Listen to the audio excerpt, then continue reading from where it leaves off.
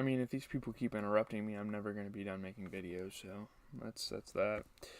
Carol leaves to find Shane Walsh and explains Lori's absence, and then Shane is able to find her and lies to her that Rick has returned to the farm to get her to come back with him. And obviously, we don't like Shane lying. I mean, that's a big character flaw of his in this show that makes him like a hateable character, but obviously here it was really justifiable for him to lie to Lori to get her to come back to camp safely.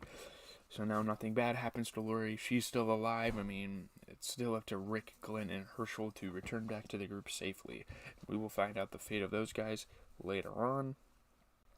When they return to the farm and Rick is not there, Shane admits to Lori he was more worried about her unborn child, inadvertently revealing her pregnancy to the rest of the group. So he was talking about the pregnancy, not knowing that literally no one else knew about it, but maybe a couple of people. Not even Carl knew it. I mean, my God, you gotta tell your son about this. Maybe he's too big of a loudmouth. I don't know why you're hiding a pregnancy. Meanwhile, Andrea consoles Herschel's daughter Maggie and tells her to be strong for her sister Beth, who is still in a comatose state. So Andrea showing some emotion towards Maggie and them, like, you guys are gonna be alright. You know, just a cool moment for some female characters to kind of connect with each other. They kind of go through the same stuff.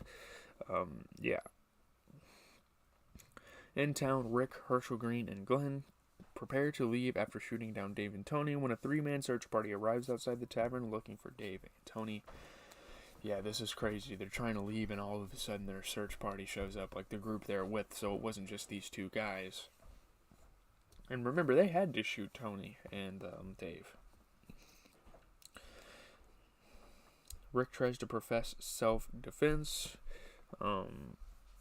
but the search party refuses to accept this, leading to a standoff, a very tense standoff, may I add. Oh my goodness, this was pretty crazy.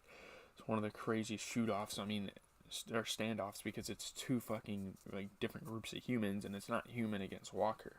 You know, that's interesting. It's the first time we've had human against human fire against each other. Yeah. Rick's group escapes out the back of the tavern, and Rick tells Herschel to cover Glenn while he makes a run for the car. We're introduced to some more new characters in this episode. The people from this group kind of show themselves a little bit, so that is always interesting. A man named Sean, played by Kedar Whittle, who is part of the group, sneaks up behind Glenn and attempts to shoot him. So obviously this is the last episode I would think that he makes a guest appearance. I mean, this show just flies through some people's fates quickly. I mean, you can hate or love that. I don't know. I don't really mind it. Don't be surprised if I have to end this video again.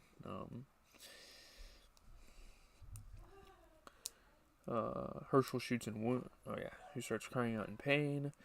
And obviously leading to more walkers if he's yelling out. So that's not good. Rick asks Herschel what happened. He says he thinks Glenn was hit when he wasn't. So they escaped out the tavern, and coming up behind them, Sean shoots and doesn't hit him, I don't think. No, he didn't. I don't remember. No, he didn't get hit. Rick finds Glenn is just frozen behind a dumpster. He, like, doesn't know what to think. I mean, this is the first time he's probably been shot at in his life. Walkers begin to devour Sean. He is left for dead, so yeah. Sean's done for. I forgot he got eaten by walkers, so I wasn't really thinking. Gunfire between the groups attracts a nearby horde of walkers, so it makes it worse for them because it's pretty much those two against each other, but then it's those two against the walkers, so it's a crazy thing. I don't know why you would fight each other in a zombie apocalypse. You need as many people as you can. The attackers cease fire and attempt to escape, but one, Randall, played by Michael Zegan, ends up impaling his leg on a fence. Now the morals of this group get in the way. They're like, man, we gotta help this guy. Rick's group decides to save Randall by yanking him off the fence, and it was kind of disgusting, but they got him back to camp, and he could possibly be another person. Taking back one person is pretty ideal for them, so yeah. They blindfold Randall and return to the farm to make sure he doesn't know where the farm is. He doesn't disclose the information to his group or anything if they have communication, which they probably don't. Far away from each other, they're usually close to each other. Herschel immediately operates to save Randall's leg, but he states he sustained nerve damage and will not be able to walk for a week. At least he is alive and well, and at least he can kind of help the group out. That's good. They need more people. Rick's decision to return with Randall is met by skepticism from Shane, who believes this to be a risky decision, as the rest of the group could have seen him go away, even though one of the group members was dead and the other guys drove away without him. So, Shane's got to trust Rick on this one. We will see if they find out, but I don't think they will. Rick says that once Randall is well enough, they will release him far enough away from the farm to keep its location unknown. Herschel backs this plan up, telling Shane that Rick's group will have to leave the farm should they do otherwise. Glenn attempts to distance himself from Maggie, telling her that their relationship caused him to lose his focus during the shootout in town and that he needs to stay focused, or else his life will probably be over if he doesn't. Dale Horvath continues to ask the others about Shane, and is shocked that Andrea seems to side with Shane, that Rick has refused to accept the reality of the situation.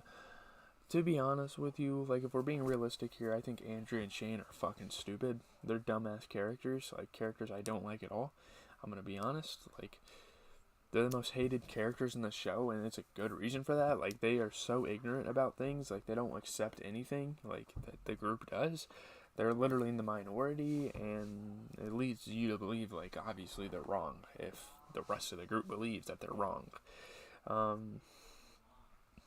Lori speaks to Rick about what Dale has told her regarding Shane, including the threats he made towards Dale and his involvement in Otis's death, and Rick is starting to realize this. She also tells Rick that Shane believes her child is Shane's, and that their affair was not a mistake, and that it was meant to be together. Very toxic person. He's not a fun person to be around, I'm sure. Lori warns Rick that Shane is dangerous and that they should probably get rid of him somewhat soon. And now we're left with what's going to happen.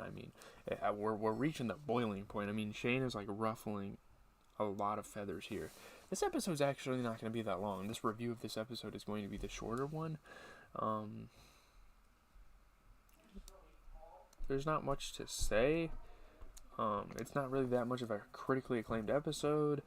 AV Club gave it a B rating, 8.5 out of 10 on IGN. That's literally it, guys. Leave a like, comment, and subscribe. As always, it is GZTV reviewing your favorite TV shows. And yeah, now what we're left with is what are they going to do with Shane? Because there's this harping, there's this emphasis on the fact that they need to do something with Shane because he is causing problems for the group, and it's probably true. But what are they going to do with Shane? We will find out in the 10th episode. But now that is Triggerfinger, the 9th episode of Season 2. Hopefully you enjoyed. Have a good rest of your day.